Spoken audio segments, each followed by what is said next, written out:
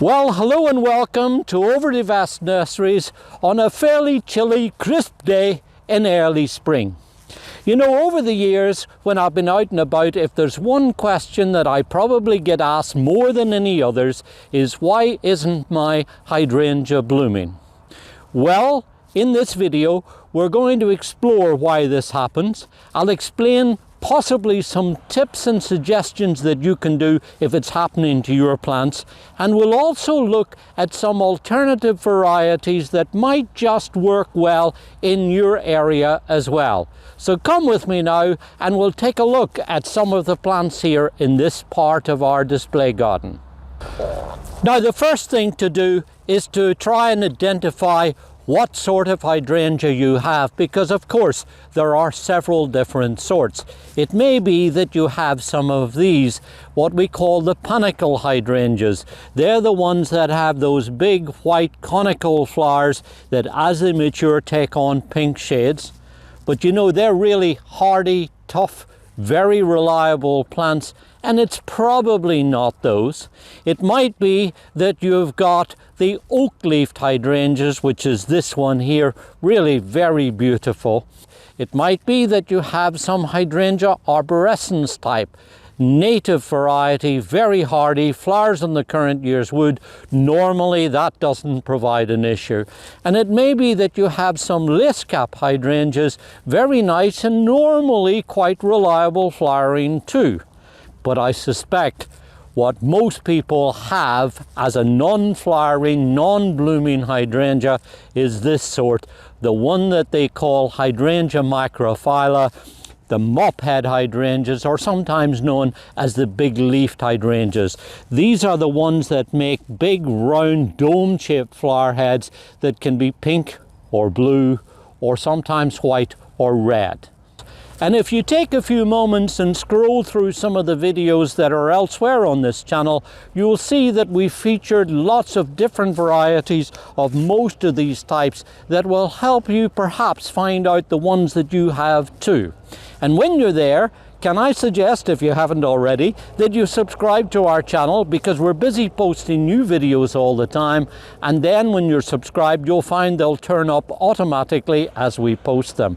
And of course, if there's any videos that you think are worthy of passing on to friends and other people, click the like button too, because that will help them find the videos and find that information as well. Now, let me say right at the outset that these are really beautiful and honestly not that hard to grow. But there's a couple of things that are worth knowing about. The first is that most of the varieties that you'll find in our garden centres, and certainly in commerce today, are probably descended from a species that grows in Japan, in the southern and central part of Japan, by the coast. They're really natural coastal plants. And that means that obviously by the ocean it's warmer than, say, inland, and it makes people like myself that are growing them inland in colder localities rather jealous when I go and see them in places like Cape Cod, along on Long Island, along the Jersey coast, anywhere near the ocean, where they seem to grow with absolute ease. That's their natural environment. And most of the older varieties that are in commerce are ones that have flower buds that are formed during the summertime. They then have to go through the autumn, through the winter, and now early spring before they emerge. And that's when the little embryonic bud comes out of that flower bud and then forms, and then they flower during the summertime. If anything happens to those buds along that period, that obviously affects the flowering. So the ancestors of most of the varieties that we're growing in our gardens today have evolved in the conditions where it's moderate temperatures, not too hot, not too cold, plenty of rainfall, but also good sunlight too. Most of these varieties will need about 4 to 6 hours of sunlight per day. I remember a few years ago I did some experiments in my own garden. I planted some out in full sunlight. I put some in a partially shaded site, and I put some, just for the heck of it, in a shady location too. Well, needless to say, the ones that were in a shady spot didn't flower too good. So remember that they really do need plenty of sunlight. That will help them set the flower buds during the summertime. Now, a little tailpiece to that is that here, with the intensity of our sun in the middle of the summer on a hot summer's day, sometimes the flowers are going to not last as long as they would do if they were in a little bit of shade.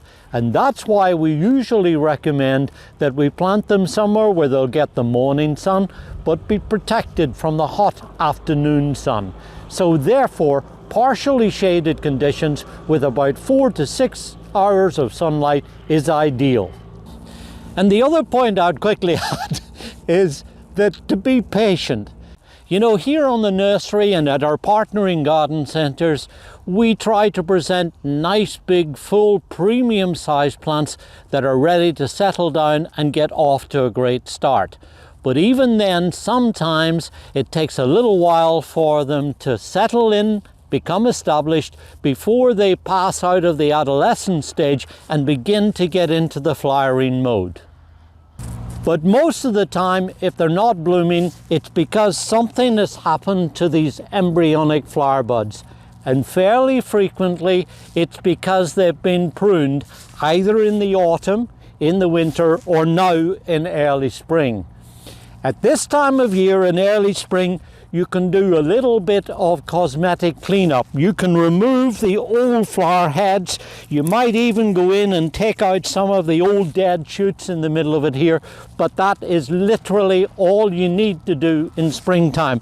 Leave these buds, allow them to grow out, and then carry the flowers during the summertime.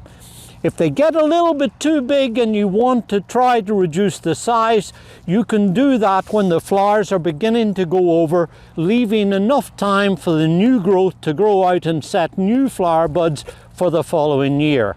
And if you stick with this channel, I'll be showing you a video on that when the time is right.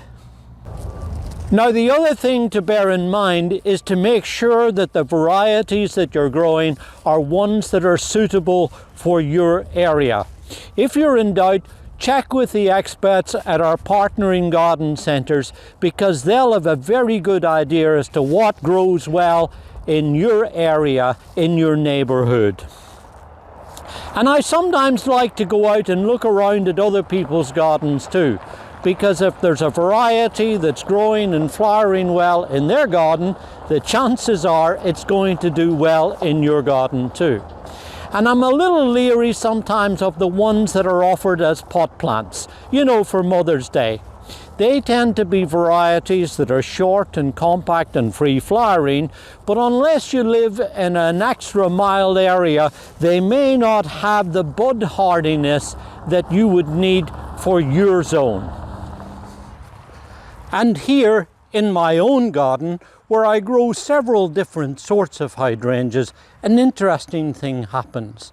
Some do remarkably well, and as you can see by the remains of the old flowers from last year, flower reliably without much care and attention and no protection whatsoever. Some others elsewhere in the garden do quite well and are really satisfactory. But then there's some like this one that are a downright disappointment, and I only remember it flowering, I think, 1 year out of the 10 or 12 years that I've had it in this place. So if you're like me and you've got some hydrangeas that are not pulling their weight, is there anything you can do to try to get them to flower? Well, there is in fact a couple of things that you could do. Well, at least a few that you could try. Let me show you what I mean. Now, the first thing you could try is that if you have a garage or a basement like I have here that's cool and frost-free, you could lift them, put them into a container, and then bring them indoors here for the winter time, just like I'm doing here with these tender evergreens.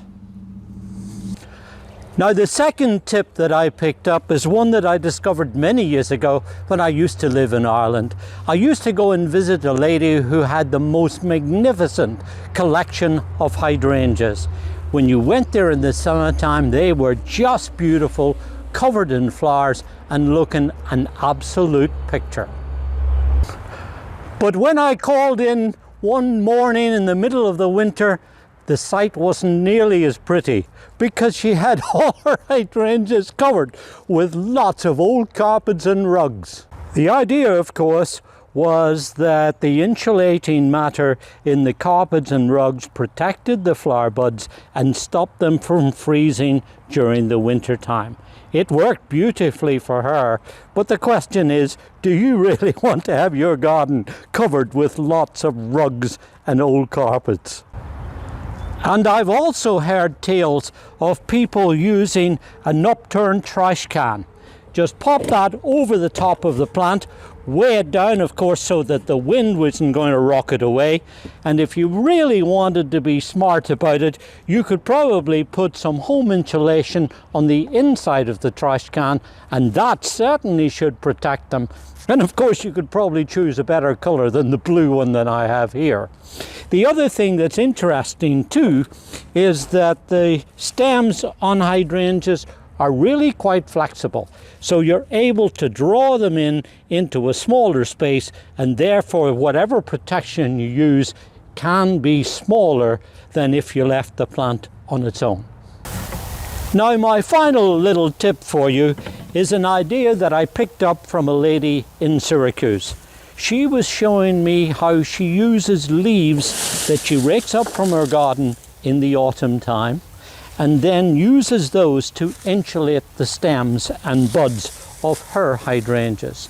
This is a nice airy light insulation mix, and if you get something like this galvanized netting, make it into a comb, tie in your branches, and then just work perhaps with the bottom of a rake or something like that.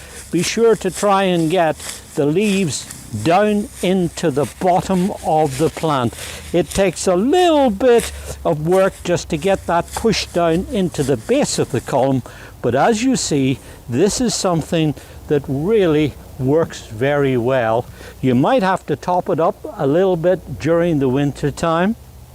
And I suppose also, once the galvanized material here weathers a little bit, you could probably spray paint it too, so that it blends in better with the environment. In fact, when I think about it, I think this is my preferred method. And certainly looking at the pictures that she showed me, her hydrangeas were beautiful. So I think this is probably a method that you might want to try at home. So if you've got some mophead hydrangeas that aren't flowering in your garden, there's a couple of tips you can try. In addition, it's worth keeping an eye out on the weather forecast, particularly at this time of year in early spring. We can get days like today that's cold and chilly, but we can also get usually very warm days too, days when you'd be out in a pair of shorts and t-shirts, and the poor old plants aren't knowing whether they're coming or going. When those sort of conditions, the buds can break, they can flush, and then if we get an overnight frost, that can obviously create havoc.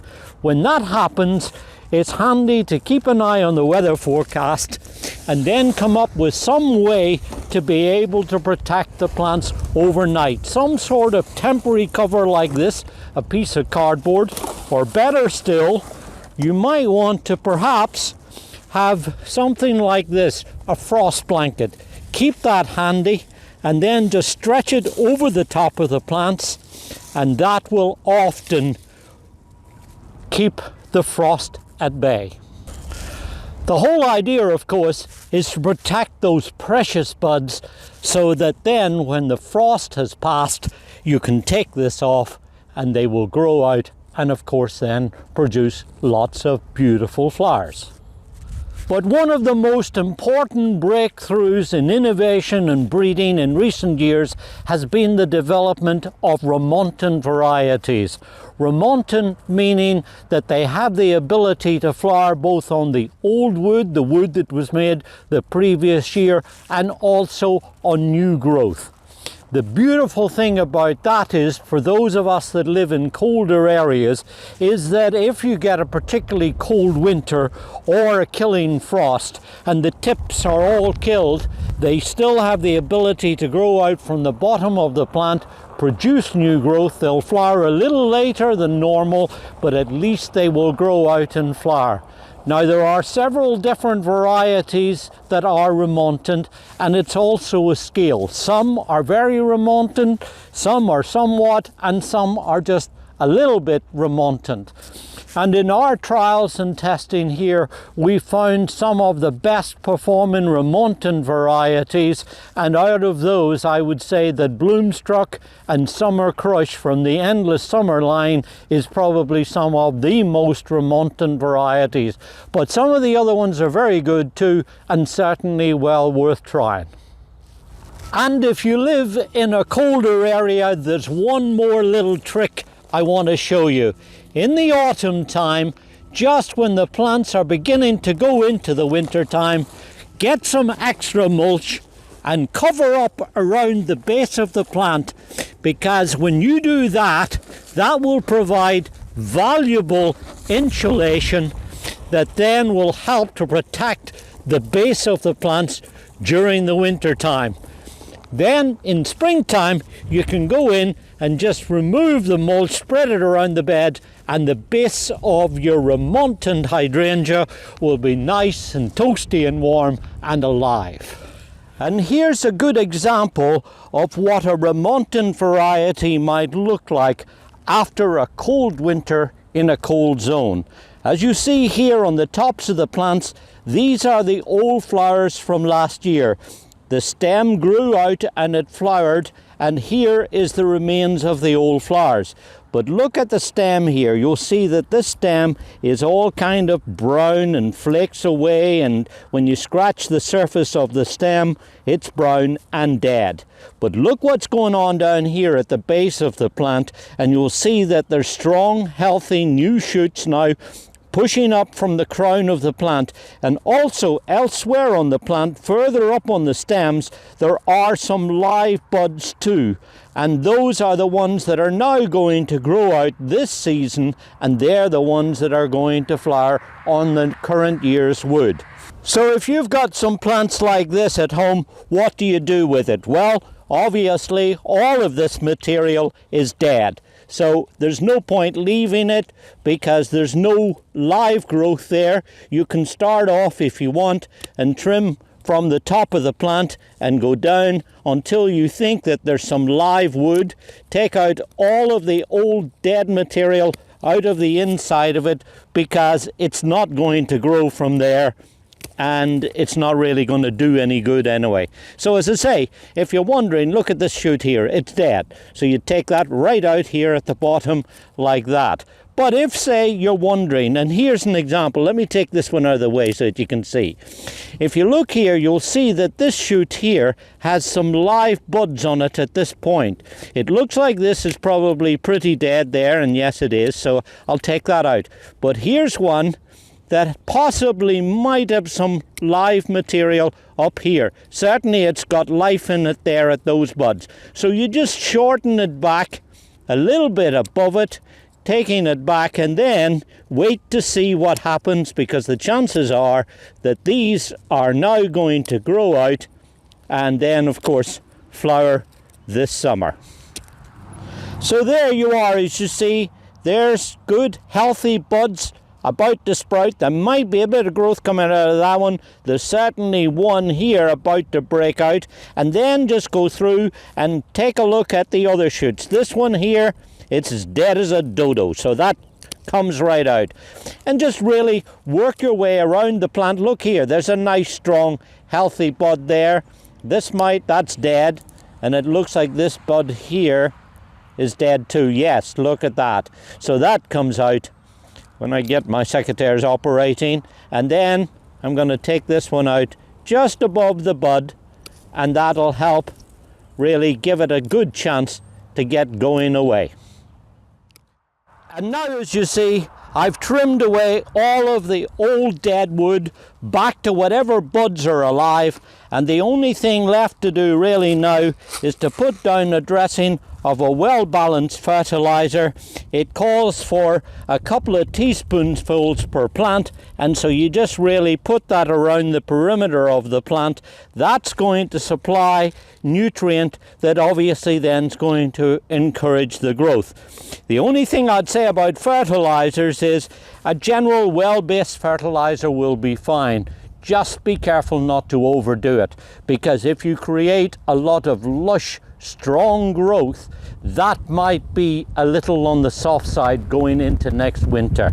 So put it on fairly sparingly, and no time at all, these shoots are going to be up and growing and flowering. So there you are. Now you know what you can do to get your hydrangeas blooming. This is David Wilson. Enjoy your gardening. It's good for us, and it's very good for our environment too.